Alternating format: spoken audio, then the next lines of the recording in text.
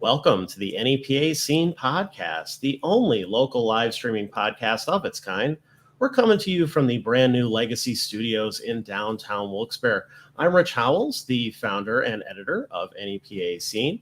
And today we're here with Clark Summit pop singer-songwriter Alyssa Lazar before she heads back to Nashville. Thank you for joining us. Thank you so much for having me. I'm happy to be here. Awesome.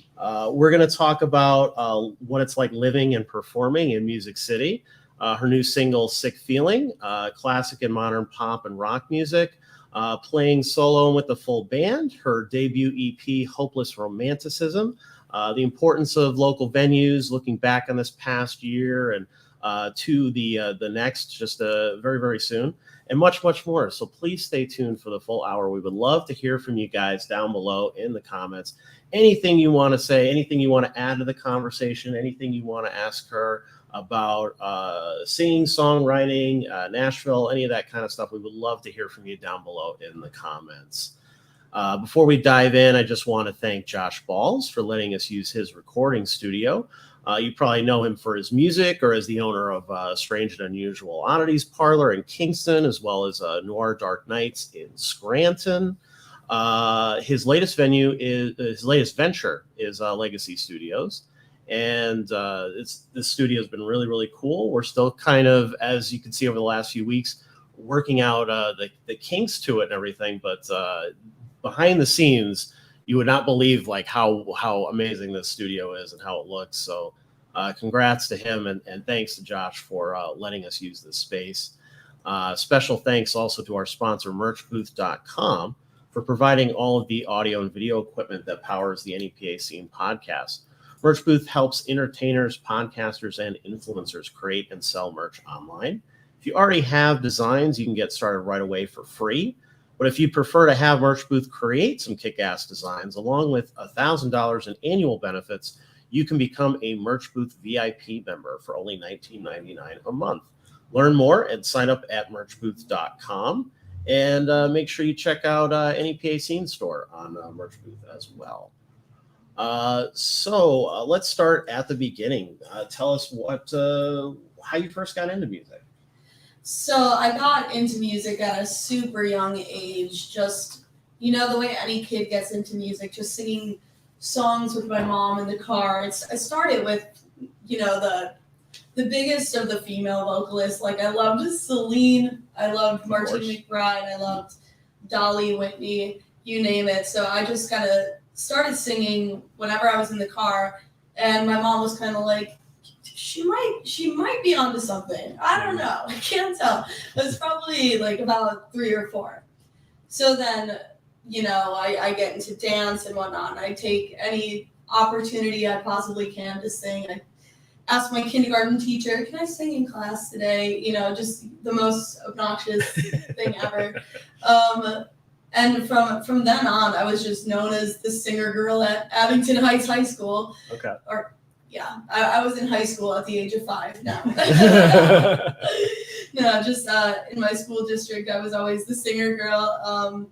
And then I got into piano lessons as soon as we managed to get this piano that some guy was getting rid of in the area. And that just quickly became a huge part of who I was, quickly a huge part of my songwriting process that just came pretty naturally to me. I just had a supernatural love for it. And yeah, just piano songwriting just became part of the everyday. And then by 14 or 15, I was playing shows anywhere in the area that I could, starting with like Sydney's Lounge in Clark Summit. Andy Gavin's was one of the first places. Eventually Crowdy's on Ash. Yeah. Nice. So how did that kind of turn into something that you felt like, I should take seriously? Or is it something that you always kind of took seriously from the beginning? It was honestly something that I had always taken seriously from the beginning. I don't think I ever considered an alternate option. For a second, I wanted to be a singing veterinarian. That one, it's hard enough to get into the music career, but getting a degree in whatever you need to get a degree in to be a vet. Right. That's going to double the difficulties. So, that's true. I figured I'd stick to the singing thing. Not too good with science. So what then kind of, when you're young, you're still kind of figuring out like, not only who you are, but what your tastes are and stuff like that. When do you think that kind of solidified for you in terms of like the sound you wanted to make or the influences that you felt were maybe the most strong in your life and your music? Good question. A lot later than you would think, to be honest, because I grew up with such eclectic taste in music. Like I love country growing up, and I love like the classic like powerhouse female vocalist, which like isn't really a prominent genre anymore. Like Right. you're not going to hear like a Whitney or a Celine-esque ballad anymore. So I had such a love for all different kind of music, and most of all, I was raised on classic rock. Like my dad was this huge Elvis fan, which really influenced me musically and just like aesthetically, every single way. And I think it was honestly probably early college, like around that age of 18, where I realized what I love to play the most, what my sound naturally comes out as the most, is just this eccentric, like almost theatrical kind of pop rock sound, like Elton John, Carole King, Queen. Those kind of artists definitely just hit me the hardest. Okay. And so that kind of maybe turned into songwriting as well. Did you start writing at an earlier age, or was it around the college time? Yeah, I started writing when I was full songs when I was about 11. Like by the time I was 11, I was definitely very dedicated to being a songwriter. I mean, also looking up to like artists like Taylor Swift. Gotta make your own stuff. Of course. But as a piano player and as a singer, of course, I wanted to have my own stuff. I always have had a lot of thoughts and a lot to say. And so that very easily, very naturally went into creating my own music. And I think genre could like very easily kind of put you in a box, which is also something that I try to stray away from. Like I still would say I align with country influences, with rock influences and pop. But I think the piano and, like a bigger range vocally is kind of what has branded my sound the most. Okay.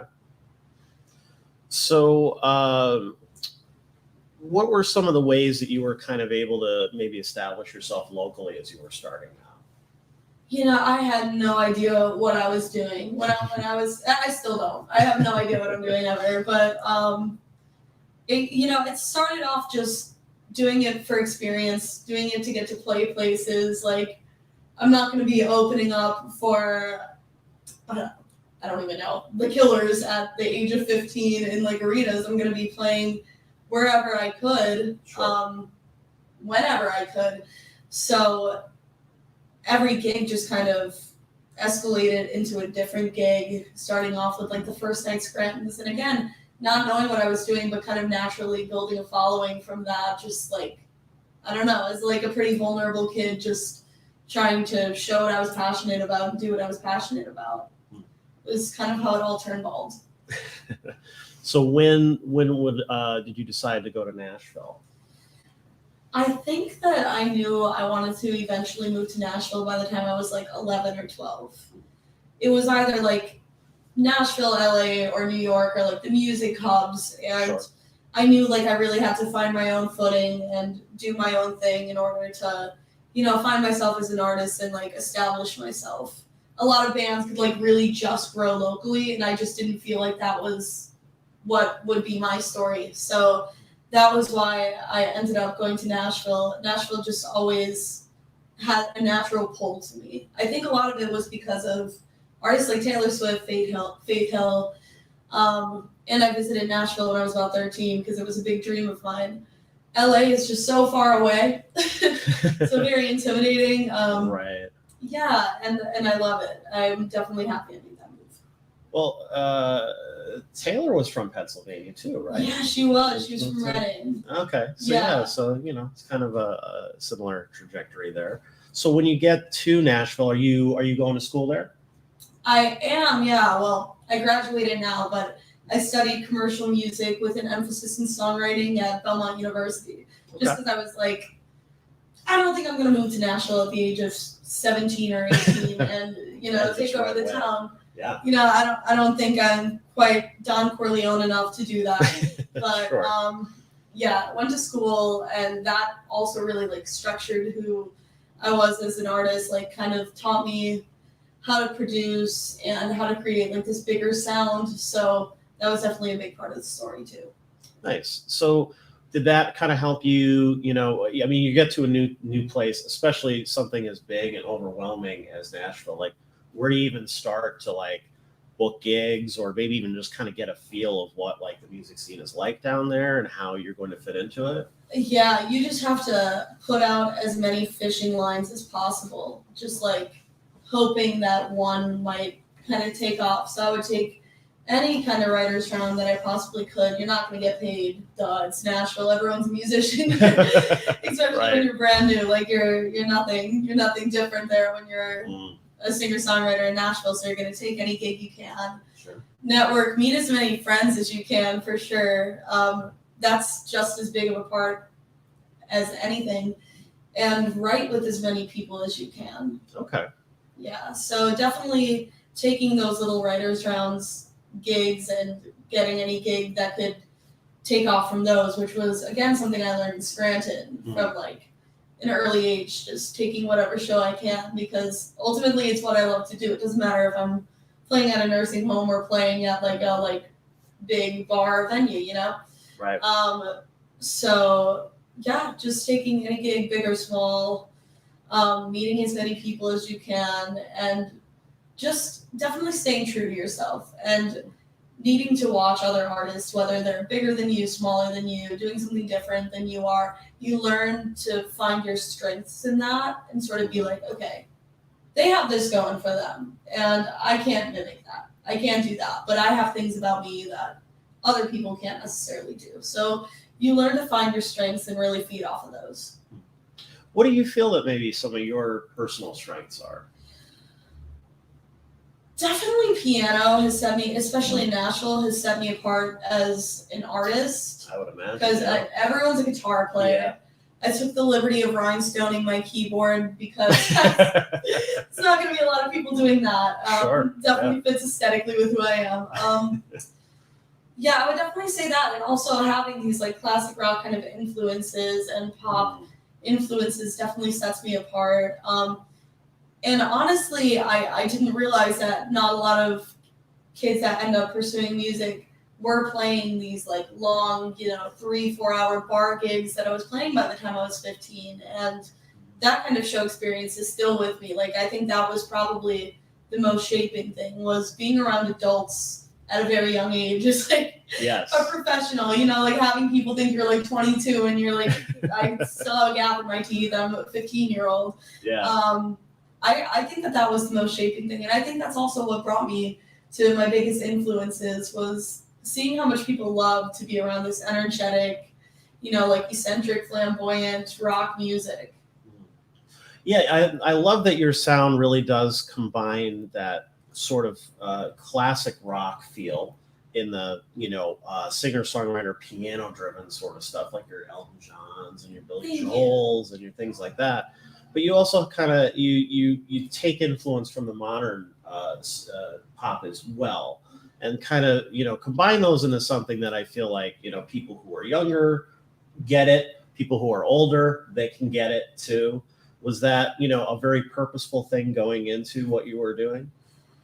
With writing and with, like, the sound that I'm creating, in the production sense, like, yes, it can be purposeful, but I think it's more like you are what you eat. I'm consuming like a lot of Elton, a lot of Billy Joel, but I'm also, of course, naturally listening to a lot of today's music too, and it just kind of naturally will accumulate into what you are. Like, I'm not going to create a metal sound because I don't listen to metal.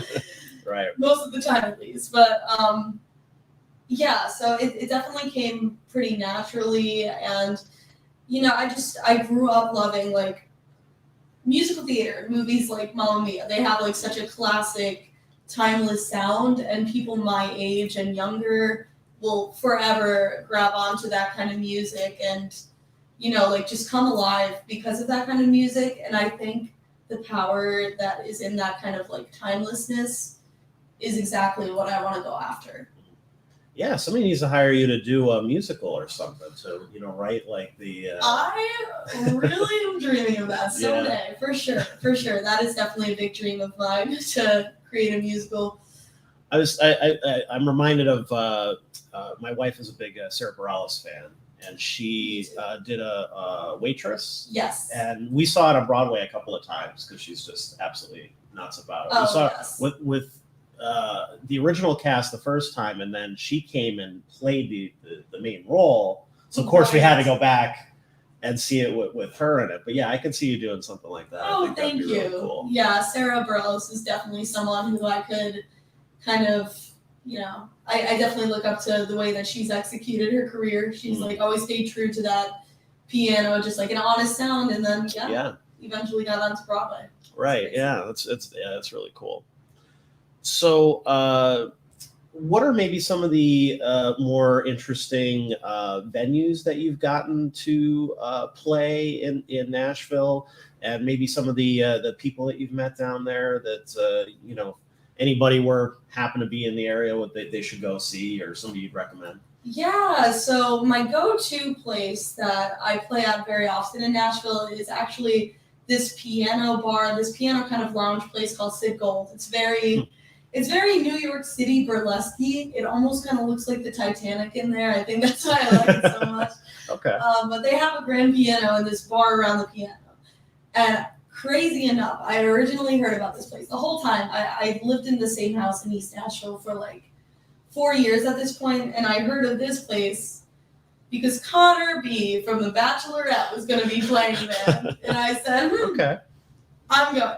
We're now friends on Instagram and whatnot, so if you're watching this, that's why I ended up going there. But yeah, that's how I found out about that place. And then eventually I became like a regular musician there, and a lot more of like the kind of residents will go there. One time I saw one of the characters from Teen Beach Movie was there.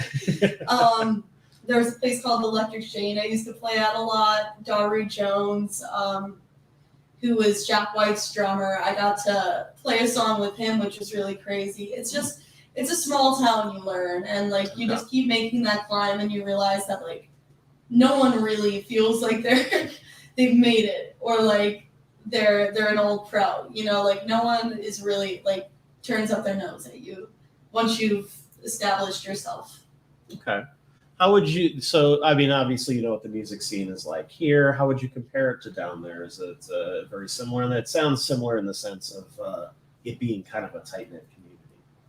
It's more similar than I had expected, for sure. Like, it definitely has its differences. Like, Broadway is bar, different band, drummer, back to the window. Okay. You're not going to hear the other band that's right next to a band that's on the floor above. Like, just crazy. It's the honky-tonk environments that make it pretty different, and those are all going to be cover band stuff. But there are like local venues that do like more rock shows and have more like, I don't know, the underground Nashville scene of artists, which feels like very reminiscent of Scranton. And of course they have, the kind of bar restaurant environments that we would have people play at.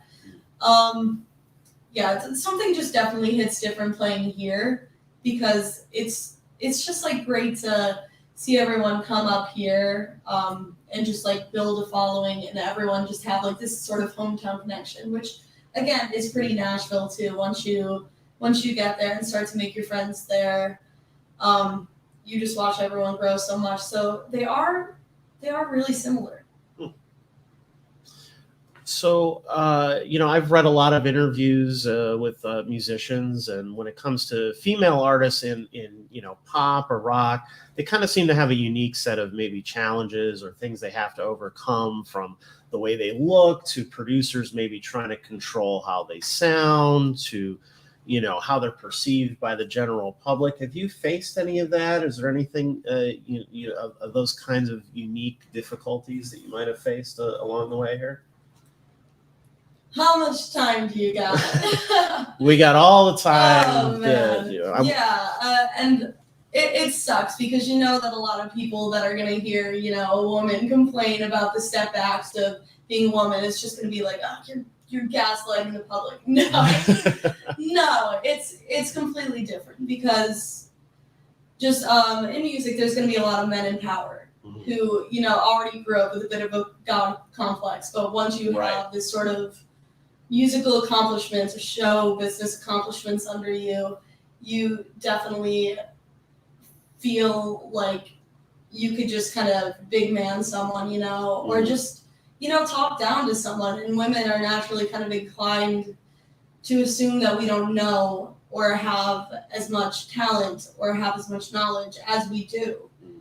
Just because we don't often, feel the need to flex that or, just feel validated in that. So yeah, you definitely learn to stand your ground as a woman. And setback wise, it's definitely tougher to build a following as a woman because, the girls will naturally want to go see the boys' shows more than going to see a girls' show. Sure. Yeah. And then the other boys will want to go to that show because the girls are going to that show, Yep.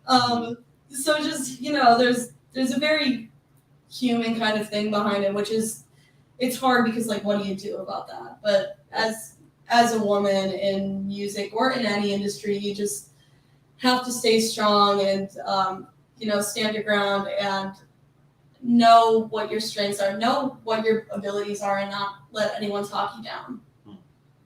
Well, I think that's very good advice. Thank you. When you let's get into your debut EP, Hopeless Romanticism. That was released last year. How long did it take you from conception to completion with those songs? So I think it was the start of quarantine. So when was that? 2020? March. Yeah, April 2020. Yeah. Was when I kind of started making demos. I had never produced before that, but then I'm stuck in my basement. I went home and then we all got stuck home. Right. And I had this old computer, learned how to hook it up to my keyboard, and spent all of my time learning how to produce and how to at least make strong demos of songs so that I could, on my own, conceptualize exactly what I want them to sound like. Yeah.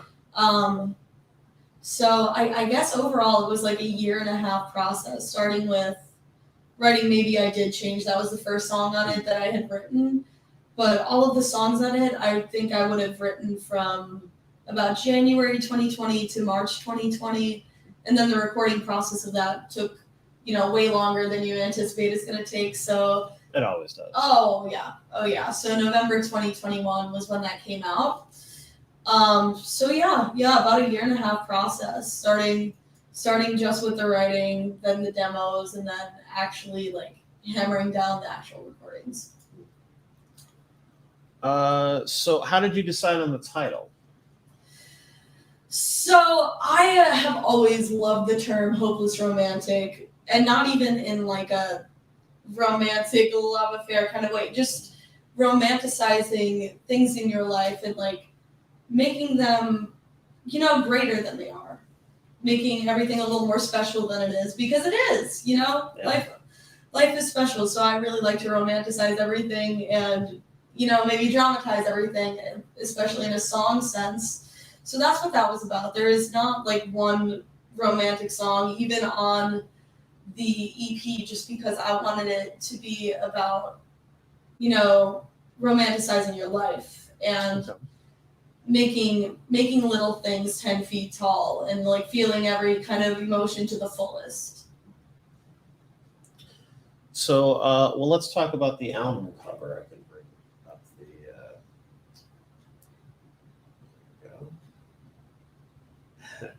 So let's talk about the album cover there, and kind of the outfit and the whole kind of aesthetic there. Does that give drama queen? Oh yeah, I don't know. I think it says it all right there. Maybe, yeah. The picture, a lot of Scranton people in on this album cover. So Sammy Shea, she's a pretty big photographer in town, who I had went to high school with. She took the photos. And then the editing was done by my best friend, Sarah Lesneski, who I went to high school with. Okay.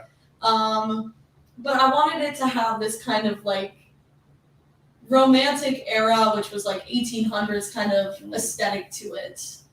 So that's where that came from. Okay, yeah, because you have the tights, kind of the ruffles. Sort Yes, of yeah, a little Elton John kind of feathery look. Sure. Definitely took inspiration from that. Yeah. Yeah, and whenever you have promo pictures and stuff out there, you definitely have your own kind of fashion sense and Thank you. aesthetic there. So, where does that come in? Is that from that Elton John influence, or there's some other things going on there as well? I think so. Elton and Freddie Mercury and even like Donna Summers, those disco kind of icons. I just love the thought of the look kind of capturing what the music feels like. Kind of like a Broadway show, like having a very specific aesthetic. And I always just love the 70s and just flamboyant, eccentric fashion. So yeah, I always loved to dress up. So this kind of just naturally came along with the music. Are there particular photographers or people that you like to work with on that sort of stuff? Definitely my best friend, Sarah Lesneski, who I grew up with. And my other best friend, who's also a videographer and photographer, who I went to Belmont with, is Eva Caliendo. So those are my two main girls. Okay. Yeah. The girlies, we definitely amp each other up. If I see my friend wearing something wild and eccentric, I'm gonna do the same. So I definitely want to influence people to feel comfortable to wear the bold item. Yeah. So that's the good thing about having artistic friends. It's a good way to kind of stand out too, and do something a little bit different than everybody For else is sure, doing. yeah. You definitely learn that you have to be distinct in order to for people to remember you.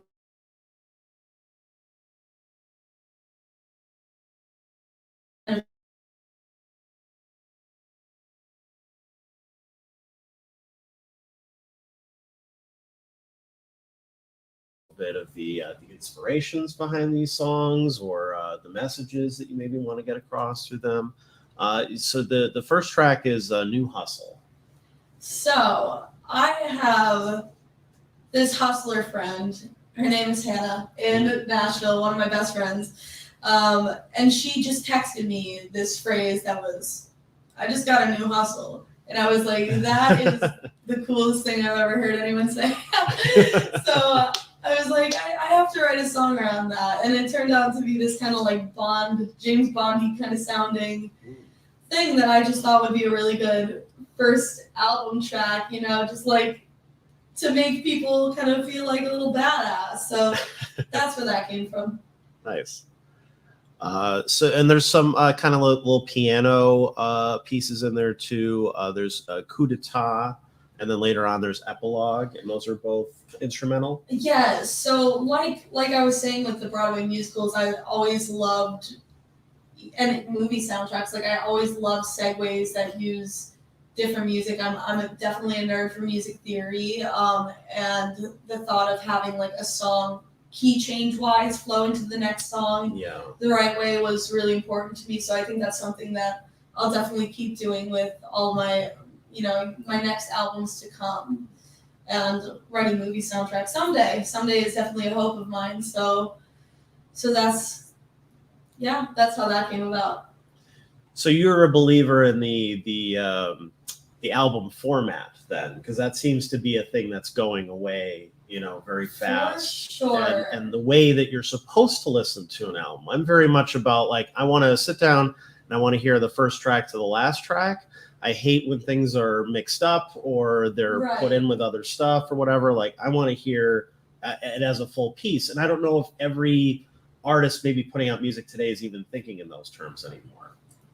Absolutely. Yeah. I think album-wise, a lot of artists are super meticulous, and for me, I think a lot of them really care about the way the story is told in an album, how you go in feeling, how you leave feeling the album.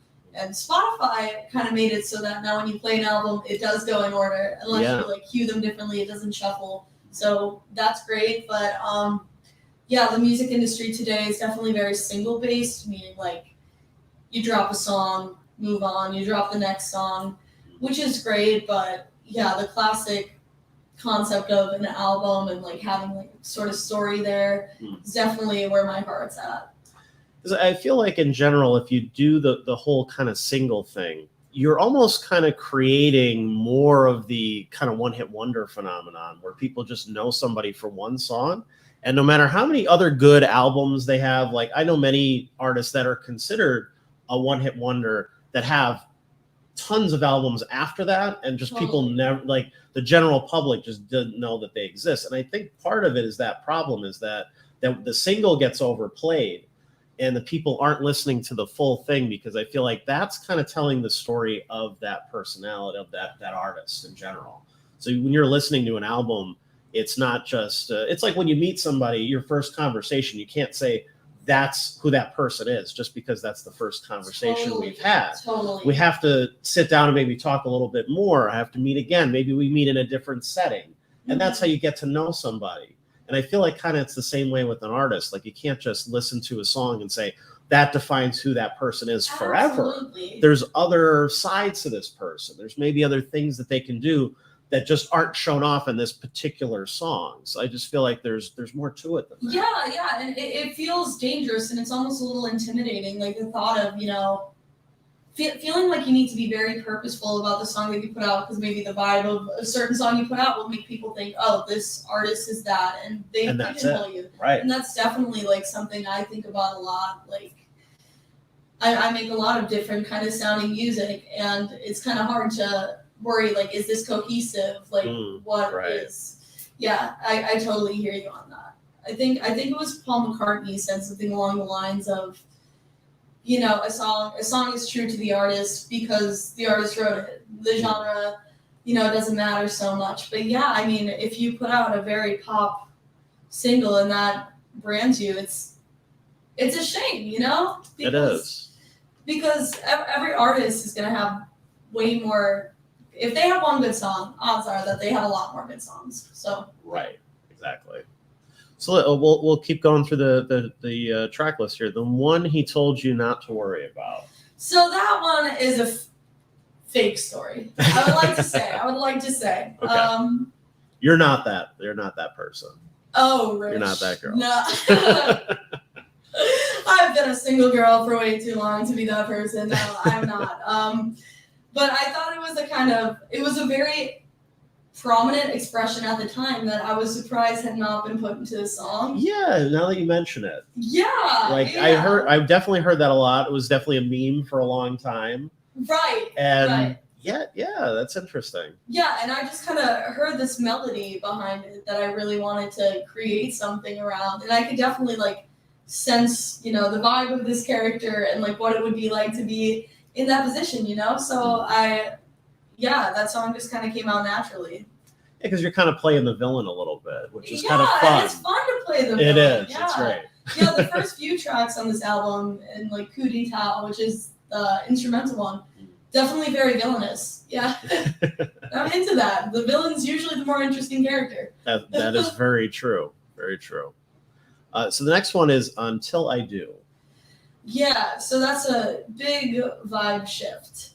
So it's, again, ties into why I call this album Hopeless Romanticism, because it's taking these little stories and really building them up. But that one's about being that kind of villainous or just lone wolf kind of character, and then coming to these moments where you're like, shit, I can't do this on my own. I am only human, and I'm gonna act stronger than I am, and sometimes you need someone.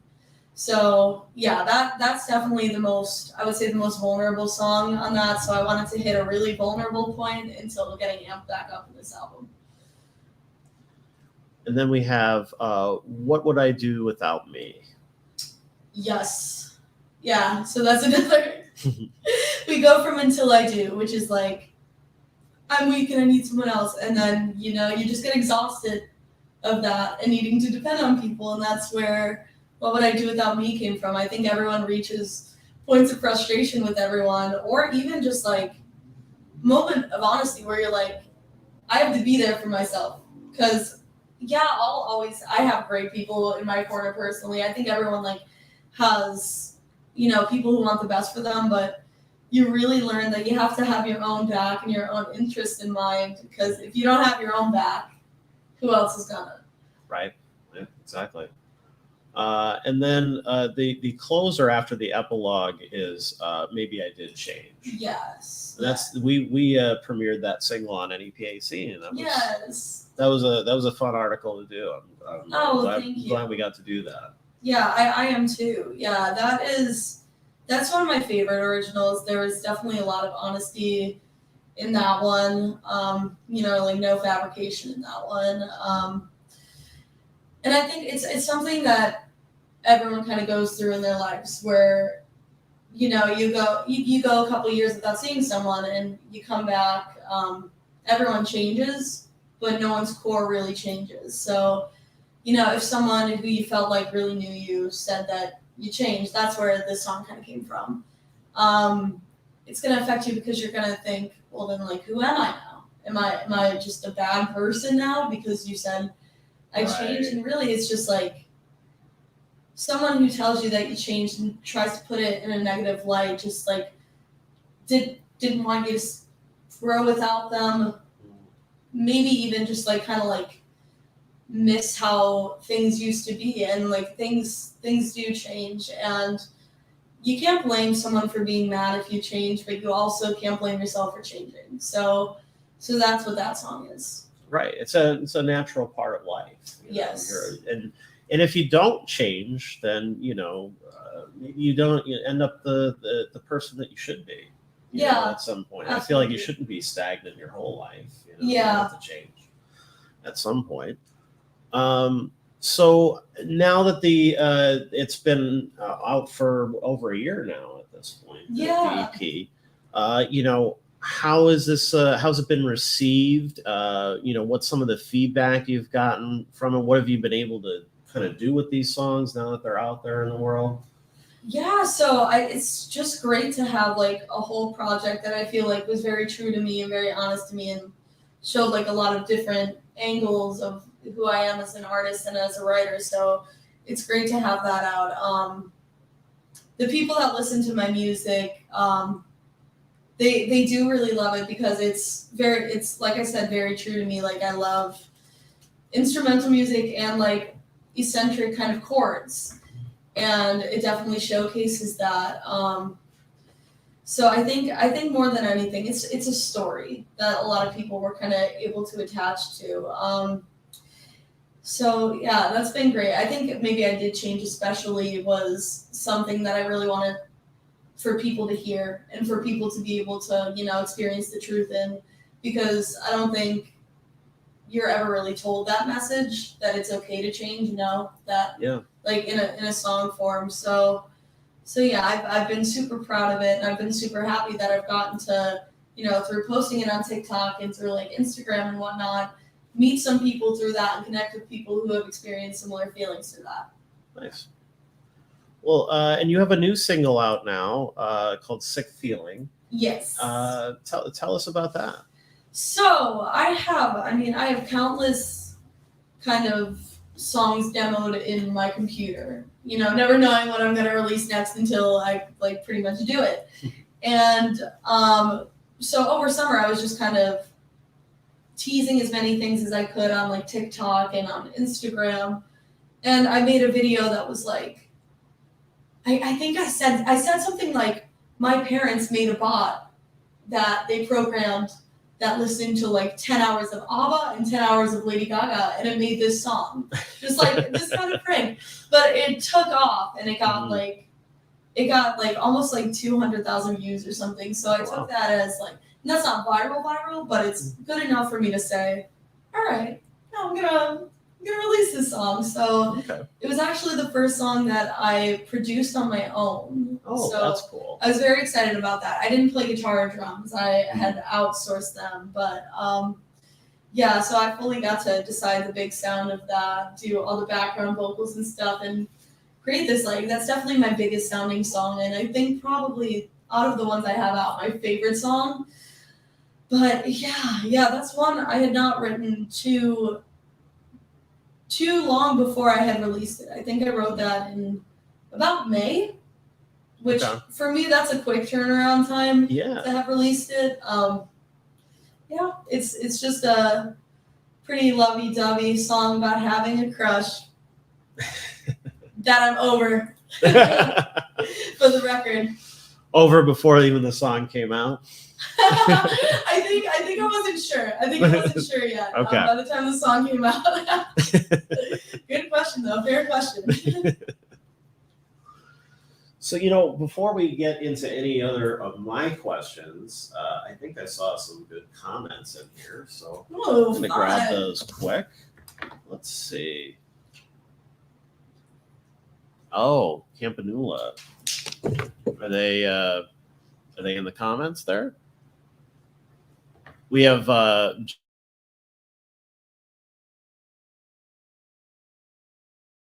in. Thanks, Johnny. Mr. DJ Doc Ock over there. Sunday night. That is a name that I'm very fond of. Where are you playing Sunday? Stonehouse. Carbondale. All right, go to the Stonehouse in Carbondale. See Johnny. We have. Oh, Ale says, "Hey, Rich, we love you." Oh, thank you. We love you too. Josh Balls, it looks great. Well, of course it looks great. We're in your studio. He said, what would she like to see in the local music scene to maybe move it forward? I have seen, I think I've seen like a lot of progress in the last few years, even just in the bands themselves. Like, it's been great to see like everyone's really on the come up. If anything, I would like to see more people at the local shows, because it's not like, I think as a musician, this is something that I definitely face, where you feel like you're doing everyone a favor, or no, everyone's doing you a favor by coming to your shows. But okay. I'll go to see Modern Ties or Black Tie Stereo or Campanula, and I'm like, wait a second, to be on the other side of this is the best thing ever. Like, the local music scene here is really great. So I think like NEPA Scene, for example, is doing just such a great job to really promote and like even just legitimize the local music scene, because I don't feel like people outside of Scranton realize that it's a real scene, and it's a really great one. So I think there could probably be more like bigger venues for people to be at, which is like a bigger thing to take on. Like, Levels or Tinks used to be a really great venue for bands to play at, like, bigger. But you have Finnegan's, which is a really great place that has a lot of space. Harry's. Yep. I think I would just like to see people go out to see the bands more often, and not even just support local music, because I hate putting it in a way that makes it sound like it's like charity. Support local music. It's like, right. No, you would really enjoy it. Mm-hmm. So yeah, I think it's just got to keep growing the way it is. I'm working on a piece. I haven't done an opinion piece in a long time, and I've been working on one for a little bit about how I feel that people aren't going to these local shows enough, but then they'll pay these ridiculous ticket prices, which obviously that's a whole other topic altogether, to go see national acts, and possibly ones they've seen before. Let's face it, a lot of the venues around here tend to get some of the same acts over and over, right, as opposed to maybe some of the stuff that's newer or could be, have a potential to find an audience here, but maybe they're not. But it just bugs me that people won't, they scoff at a $5 cover, never mind a $10 cover, which is really, it should be over $10 by now. And yet still many places can't even get you to pay $5 to see a local artist or a local band, right, playing all night, playing for 3-4 hours or more sometimes. And I think they would discover that there are a lot of things they would like here. Like, I remember when Tiger's Jaw was playing at Carl Hall, which another venue that we're losing this year, unfortunately. There's the title fight mural right up the road. There's that they used for their the cover of their album. And it's this cool little reflective kind of geometric shapes and stuff like that. It's light reflective. So it's really a cool little mural. And the city was this close to painting over it and putting a billboard across it until enough people pointed out, like, you have something here that people are driving from states away to go get their picture in front of that, because that's, to them, like, it means that much to them. Like, there's people all over the country who know what that is, and yet this city doesn't even know what it has in it on right down the street from your local music venue, where people have driven from states away to go see a local band that somebody up the street doesn't even know who they exist. Right. Isn't that the craziest dynamic? Yeah. There's just so many things came together in my head that I was just like, wow, it's awful that more people aren't here for this show. The show was sold out, but I mean, I felt like we could have fit 50 more people in here, Like there's people from driving out of state, but not enough people locally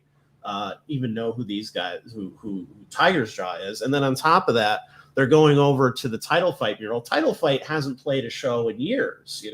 Everybody wants them to get back together, but they haven't been around in a long time. Yet they still have this huge following. They still sell a ton of merch online. And, some of those guys have done they moved on and done other musical projects that are also, of course, taking off as well, like Litterer and things like that. But that mural, the fact that the city, the county, everybody else had to kind of sign off and approve some guy putting a giant billboard on that building. And not one of them stopped to think, like, that's a piece of art that's getting covered over there. Maybe we should look into maybe what that is, what the purpose of that piece was. Does it have any kind of connection to anything locally? Nah, just put a billboard over it. And it's unfortunate because they were able to save it, but there is still part of it is covered on the top there for an obnoxious billboard that's, probably 20 feet tall, that like it's for an advertisement, because we don't have enough advertisements. You're right. Right. Just something like that, just incredibly frustrating. That is extremely frustrating. Whoever's advertising has a vendetta against Tiger's Jaw. Exactly, right? and Title Fight. No, I hear you. Yeah. So yeah, that's we have a couple other ones. Ale says, what advice would she give artists just starting out, or maybe looking to expand their followers at this point? Yeah, that's a really good question. First of all, like, consistency is definitely key when it comes to social media wise, expanding your followers. And I mean, same with shows. Mm-hmm. And it's easy to get discouraged. Like, TikTok wise, it took me like 1.5 to 2 years to actually like feel like I was getting some sort of like movement on that. Mm-hmm. But you have to, again, it's almost like what I said earlier. You have to find your kind of niche and what makes you stand out and what makes you different, and like feed off of that. Like, if it's like you're a really good guitar player, like really expand on that, and definitely connect on a personal level with your fans, because that's the most important thing. Like, you're not going to be anything without your fans. It's like it's an honor to like even have any, so definitely be as personable as you can. And he could also ask, how does she balance her work and life time? I kind of don't know the difference. I think anyone that does like anything in the music industry is just kind of like, I don't know. My work time is kind of my lifetime. Mm-hmm. So, I mean, anytime I get to spend with my friends, I do, and I don't feel guilty about it. Like, I'm, like, wasting any time, like, it's, like, that's very precious time to me. But I like to sort of set specific goals for the day, and once I've accomplished that, feel like I've been efficient. I've done my part for the day. If you just kind of progress your career, your music, at least a little bit every day, then that's something to be proud of. Yeah. Well, I definitely hear that, because it's very tough for me to kind of separate the two. If I'm going out on the weekend, it's usually to go see a local show. So I'm Right. working, but I'm not working, and there's kind of that balance there. And it's like, Exactly. and it's hard because like you have friends who maybe don't do that sort of thing, Mhm. and they don't really get it. So you're not really hanging out with those friends, and you feel like Right. you're neglecting those friends. But then you can make friends at these things, and then they kind of expect you to be at all of the things too. And so like, yeah, it could be tough. Yeah, totally. We had Landy says hi. Hi, Landy. Hi. Good to see you. And Sarah says woohoo. Oh, that is the woman who I was shouting out earlier. Okay, well, good to see that Sarah's watching. She's the real one. And so yeah, we'll grow back into my questions. But if you guys have anything else you want to add before the end, leave those down below. We'd love to hear from you. Ale, by the way, has a new podcast, Beyond the Break podcast. Is that right?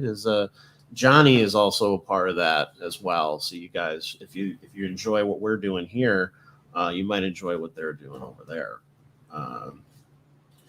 So I've only seen you play solo, but you also have a full band now. Yes. How did that happen, and how did you put that band together? How did you choose those musicians to work with? It's difficult. It's a little different every time. Like in Nashville, I definitely have like pretty set players that I'm super close with, but I can't, bring everyone that is based in Nashville up here for Sure. local shows.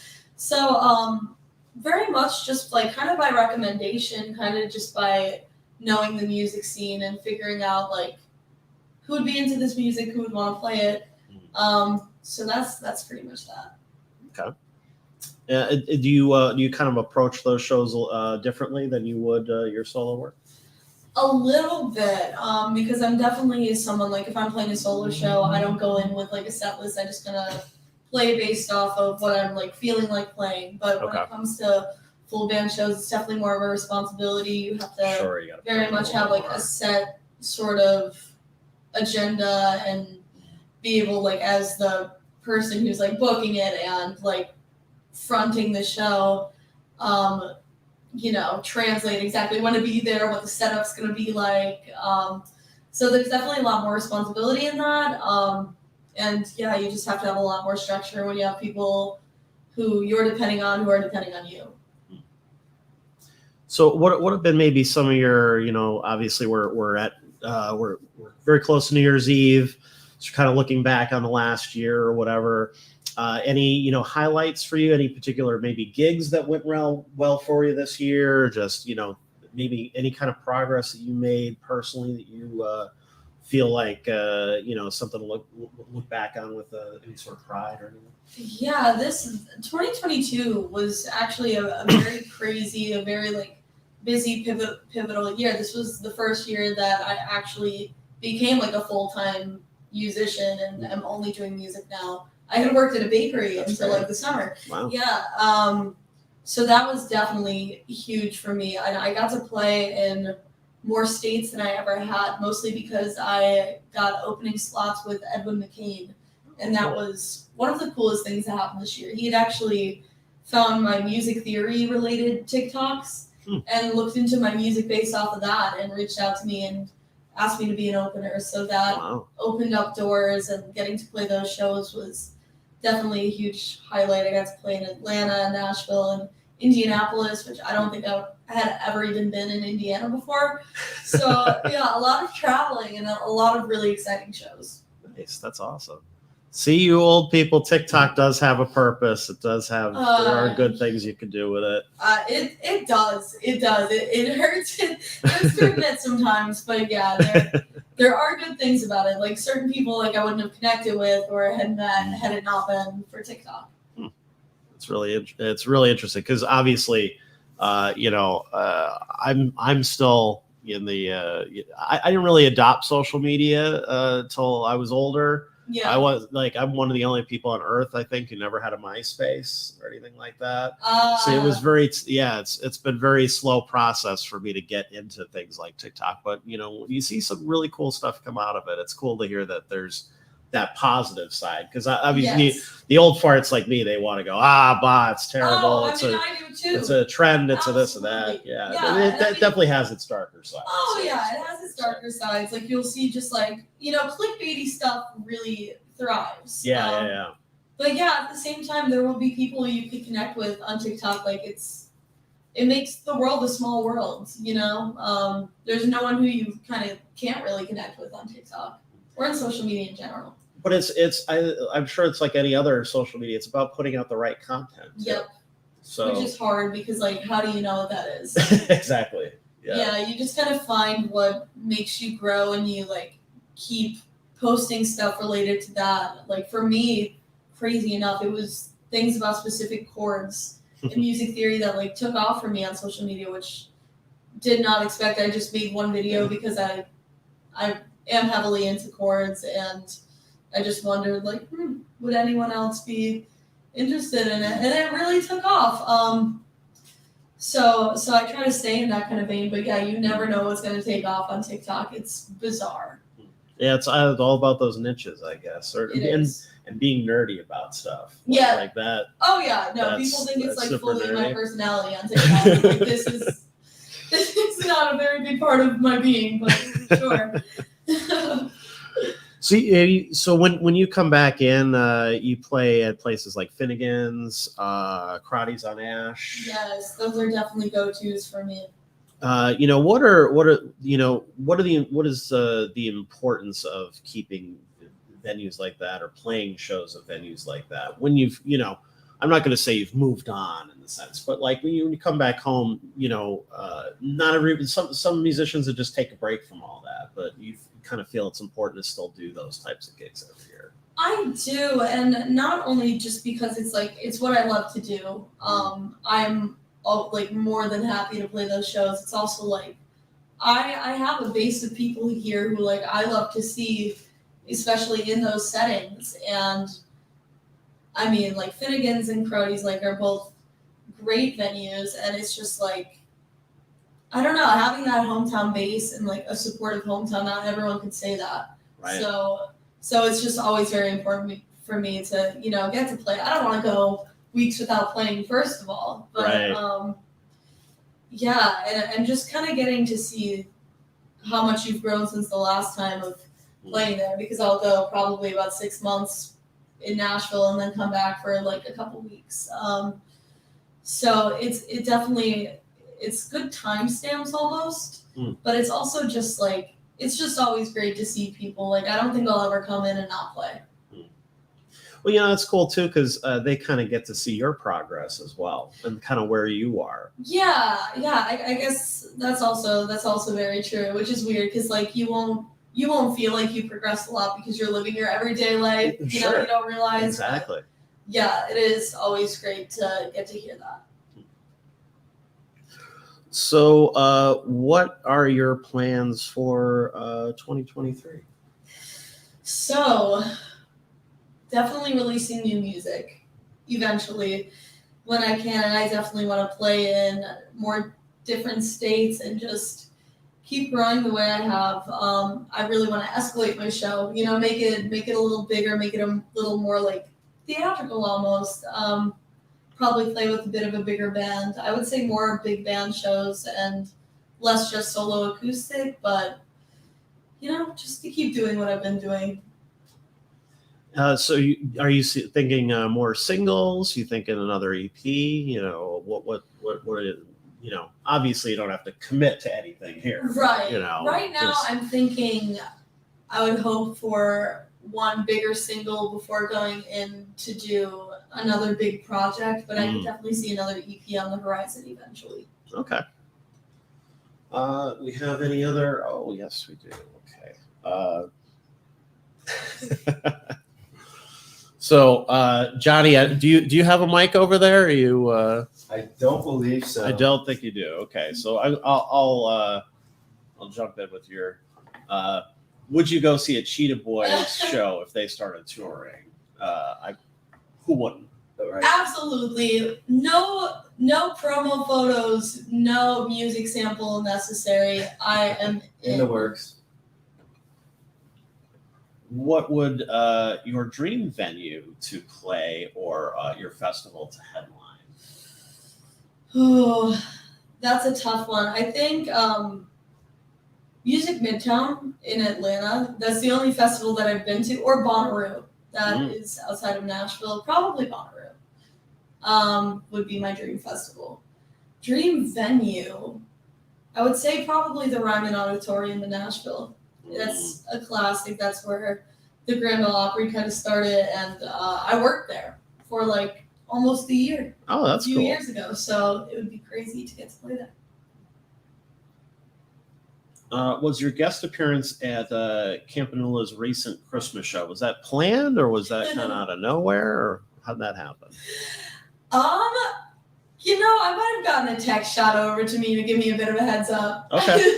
But yeah, we're very good friends, so it was very natural. We didn't rehearse together or anything, but yeah, they're the most fun band.